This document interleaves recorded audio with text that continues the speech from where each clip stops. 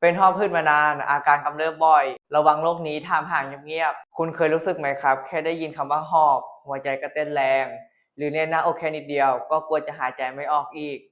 ความรู้สึกแบบนั้นอันตรายมากนะครับในคนที่เป็นหอบหืดเรื้อรังมักมีภาวะวิตกกังวลหรือแม้แต่ซึมเศร้าโดยที่ไม่รู้ตัวพอทุกครั้งที่อาการกำเริบร่างกายจะจำได้จำความรู้สึกหายใจไม่ออกจนกลัวตุยและพอมีอะไรที่คล้ายๆกันเกิดขึ้นอีกเช่นอากาศเย็นได้กลิ่นแรง หรือแค่มีความรู้สึกแน่นหน้าอกสมองจะสั่งร่างกายให้กลัวโดยอัตโนมัติคนที่เจอแบบนี้บ่อยๆจะเริ่มไม่อยากออกไปไหนไม่กล้าทำกิจกรรมที่เคยชอบเพราะกลัวอาการหอบจะกำเริบขึ้นอีกพอเวลาผ่านไป